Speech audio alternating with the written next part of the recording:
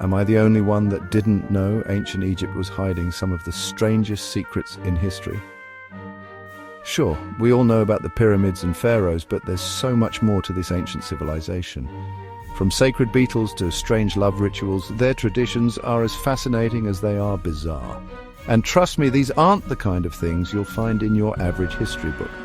So, get ready to uncover the most shocking traditions of one of history's most mysterious civilizations. From mummies to magic and everything in between, we're diving deep into the secrets that have been hidden for centuries. So buckle up, grab your explorer's hat, and let's unravel the mysteries of ancient Egypt together. Let's get started.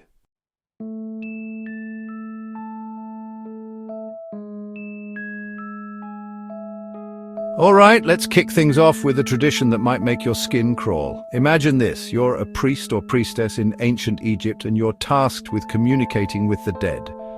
No Ouija boards here. Instead, you'd spend the night sleeping, wait for it, inside a tomb, right next to a corpse. That's right, folks. These brave souls believed that by getting up close and personal with the dearly departed, they could tap into the spirit world through dreams and visions. They thought the dead could offer wisdom, guidance, and even predict the future. Talk about a close encounter. I've spent my fair share of nights in creepy places, but even I'm not sure I could handle bunking with a mummy for the night. Can you imagine the stories those priests could tell? This practice shows just how deeply the ancient Egyptians revered their ancestors and the power they believed the afterlife held. It's a powerful reminder that death wasn't the end for them, but a transition to another realm.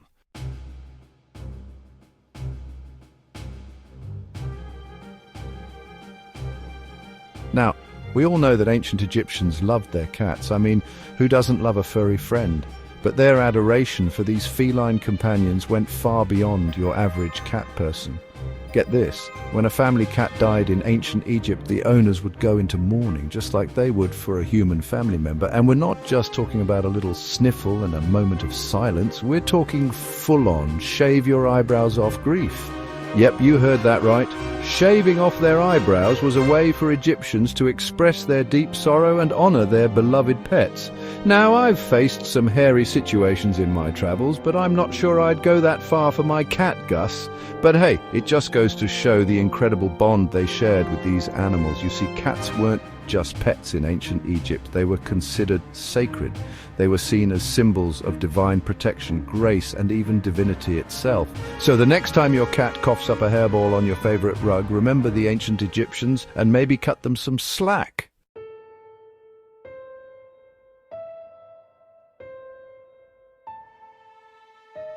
We've all seen the movies, right? Ancient tombs, flickering torches, and cryptic hieroglyphs that unleash unspeakable curses. But in ancient Egypt, magic wasn't just legend, it was everyday life. They called it Heka, an energy flowing through everything. Need a good harvest? There's a spell for that. Protective amulets were powerful tools inscribed with symbols to channel Heka. Using Heka maintained balance in the universe, Ma'at.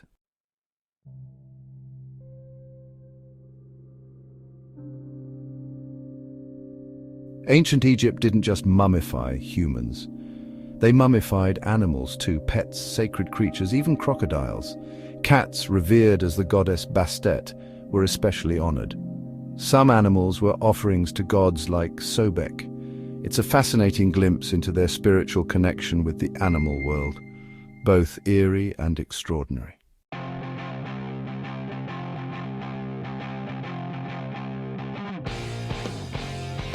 Think ancient Egypt, pyramids, pharaohs, mummies.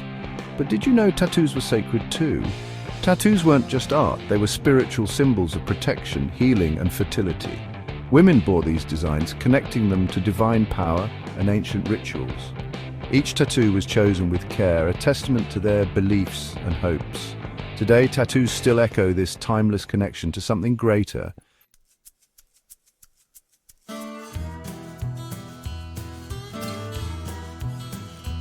We've all heard the phrase, rest in peace, but for ancient Egyptians, death was anything but peaceful. At least, procedurally speaking, they believed that to navigate the afterlife successfully, the deceased needed a little help from their living relatives. This leads us to one of their most fascinating rituals, the opening of the mouth ceremony. Now, this wasn't your average eulogy or funeral procession. Imagine priests adorned in elaborate masks and clutching ceremonial blades, gathering around a mummy. Using these tools, they symbolically opened the mouth and other senses of the deceased. It sounds a little gruesome, right? But to the ancient Egyptians, this act was vital. They believed it reawakened the senses of the departed, allowing them to eat, drink, breathe, and speak in the afterlife. Without it, the spirit would be lost, unable to experience the riches and pleasures waiting in the field of reeds. This ceremony highlights just how seriously the ancient Egyptians considered the afterlife. It wasn't a hazy unknown, but a continuation of life filled with all its joys and necessities. And they were willing to go to extraordinary lengths to ensure their loved ones were prepared for the journey.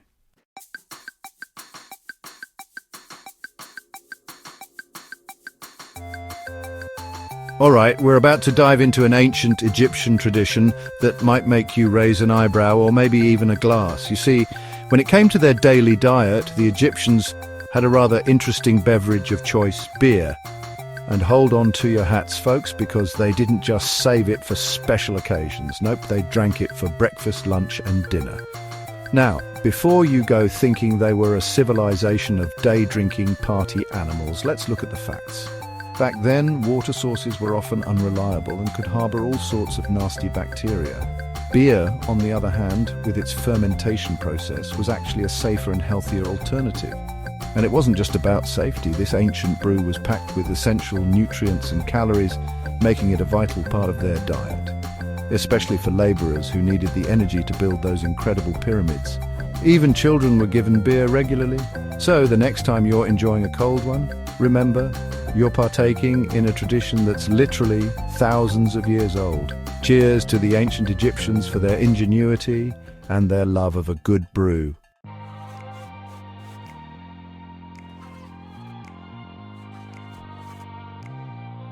Let's be honest, some ancient traditions might seem a little strange to us modern folks, and this next one definitely falls into that category.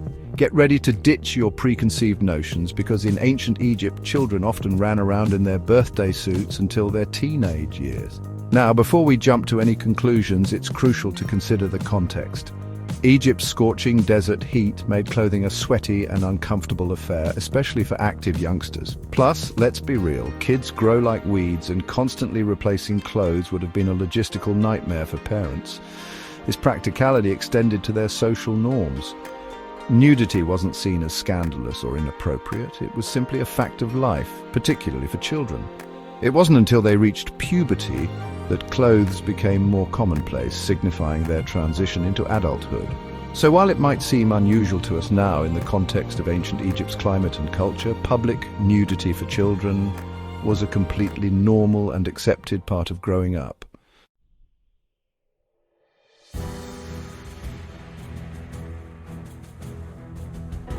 In ancient Egypt, royalty took keeping it in the family to a whole new level. Pharaohs often married siblings to maintain a pure bloodline and divine right to rule. King Tut, the boy king, was a product of this practice.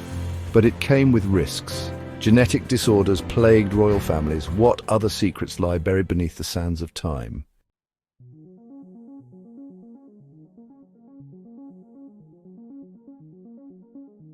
Now, when you think of ancient Egypt, you probably picture elaborate tombs and towering pyramids. But did you know they were also pioneers of the beauty world? Forget what you think you know about makeup. In ancient Egypt, it wasn't just about vanity. It was a way of life for both men and women. We're talking about the Egyptian signature look heavily lined eyes, rouged cheeks, and vibrant red lips. And this wasn't just a fashion statement, though it certainly was stylish. They believed that cosmetics had magical and practical purposes. That's right, makeup with a side of magic. The most iconic Egyptian cosmetic was kohl, a dark powder used to create that dramatic eye look. But here's the thing, kohl wasn't just about looking fierce. It also served as a shield against the harsh desert sun, protecting their eyes from glare and infections.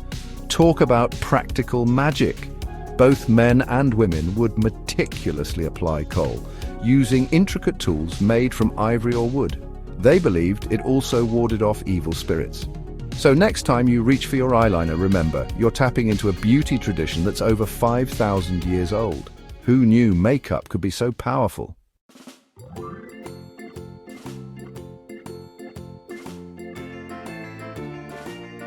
Childbirth in ancient Egypt was a sacred event, blending magic, religion, and divine protection. Women gave birth on sacred birthing bricks, believed to channel goddess energy. Hathor and Taweret, goddesses of motherhood and protection, were central figures. Prayers, offerings, and incense filled the air, creating a powerful spiritual atmosphere.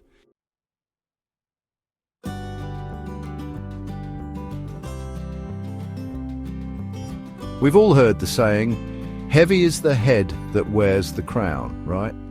Well, in ancient Egypt it seems like it was also heavy as the chin, because even some of their most powerful rulers sported some serious facial hair, and I'm not just talking about your average 5 o'clock shadow here.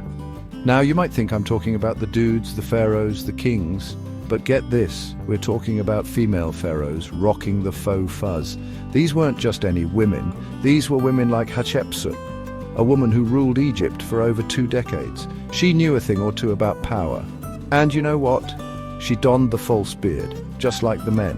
It wasn't about vanity, it was a symbol of their divine right to rule. Imagine that, a fake beard, a symbol of power so potent that it transcended gender.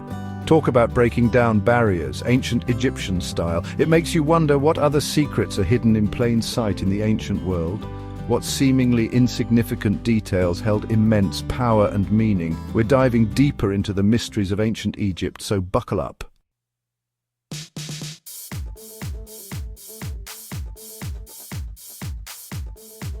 Okay, I'll admit, when I first heard about this one, I thought Scarab Beetles.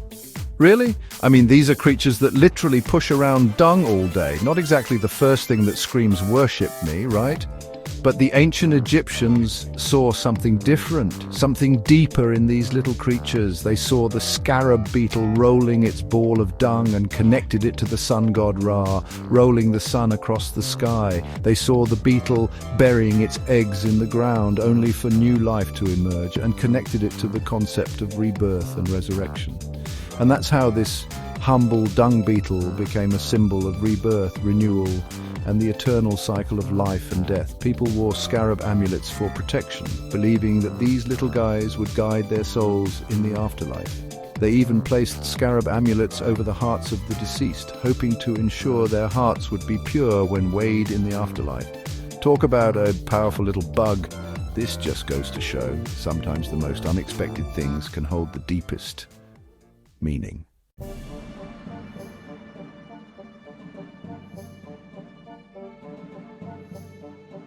All right, we're diving into some seriously wild territory now, folks. We're talking about crocodiles, not just any crocodiles, but crocodiles as gods. Yeah, you heard that right. The ancient Egyptians worshipped a crocodile god named Sobek. This was a creature that instilled both fear and reverence in their hearts. Imagine living alongside these prehistoric predators, knowing they could snap you up in an instant. That's a healthy dose of fear right there. But the Egyptians saw beyond the danger. They saw the raw power of nature embodied in these creatures. Sobek wasn't just some mythical monster lurking in the shadows. He was associated with strength, fertility, and even protection. People believed that by honoring Sobek, they could appease him, maybe even gain his favor. Some Egyptians even went so far as to raise crocodiles in sacred lakes and temples. Can you imagine? Living alongside a god that could easily mistake you for a snack? That's some serious dedication right there.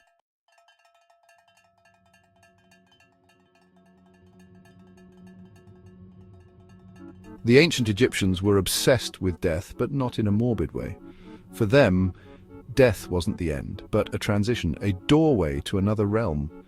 They believed that with the right preparation, the right rituals, you could live for eternity. And it wasn't just about hoping for the best. These guys took afterlife planning seriously. They built elaborate tombs, filled them with treasures, and developed intricate rituals to ensure a smooth transition. They believed that preserving the body was crucial.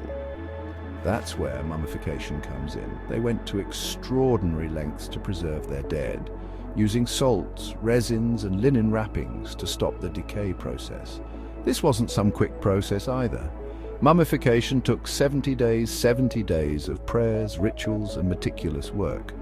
The Egyptians believed that preserving the body allowed the soul to recognize its former home and reunite in the afterlife.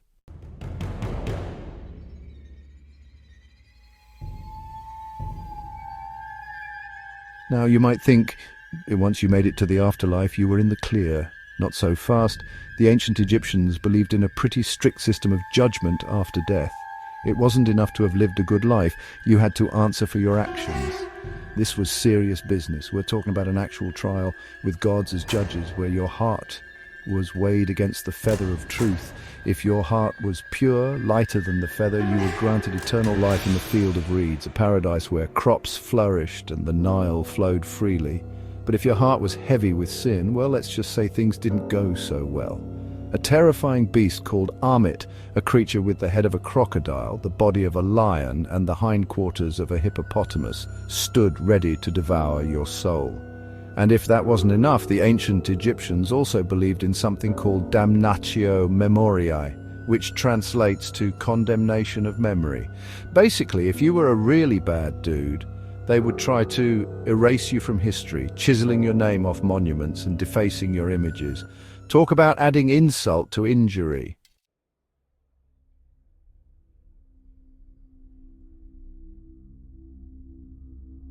At the very top of ancient Egyptian society sat the pharaoh, a figure so powerful, so revered, that he was considered a living god. He wasn't just a king, he was the embodiment of Horus, the falcon-headed god of kingship. Imagine that kind of power. People literally believed that the pharaoh was a divine being, capable of controlling the Nile, ensuring a bountiful harvest, and protecting Egypt from its enemies. His word was law, his authority absolute. The pharaoh's life was a constant cycle of rituals and ceremonies, all designed to reinforce his divine status. He wore elaborate costumes, headdresses adorned with symbols of power, and, of course, that iconic false beard, a symbol of his authority and virility. And when the pharaoh died, it wasn't just a time of mourning, but a moment of great upheaval. The entire kingdom would enter a period of grief, and the search for his successor, his heir to the throne, would begin immediately. The cycle of divine rule would continue.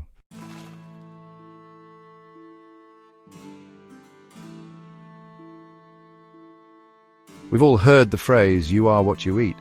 Well, the ancient Egyptians took that to a whole new level. They believed that the gods literally sustained themselves on offerings of food and drink. But, this wasn't just any old grub. We're talking top-shelf organic, locally sourced produce. Think of it like the ancient Egyptian version of a Michelin-starred restaurant, except the only diner is a deity.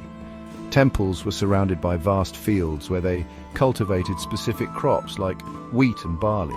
These weren't just staples of the Egyptian diet, they were sacred plants imbued with spiritual significance and used in elaborate rituals and offerings to appease the gods. These crops were meticulously harvested, prepared, and presented in temples, ensuring the gods were well fed and happy. Because, let's face it, you don't want to stiff the gods and their grocery bill. Bad things tend to happen when the deities are hangry.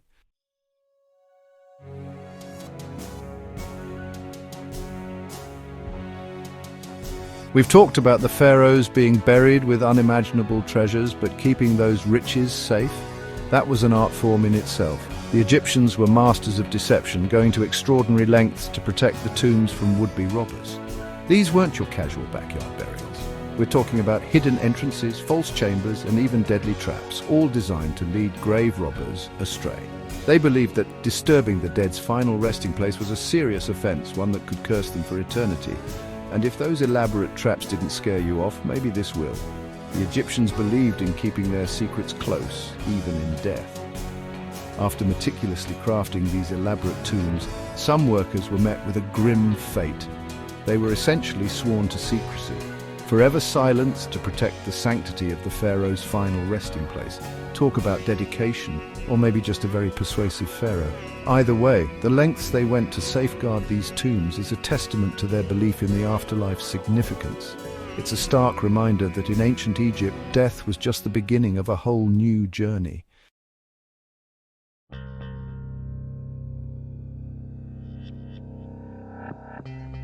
In ancient Egypt, death was just the beginning. Your heart was weighed against the feather of Maat, overseen by Anubis, the jackal-headed god. A pure heart meant paradise in the field of reeds. A heavy heart, Amit, the devourer of souls, awaited. Living righteously was key to eternal peace.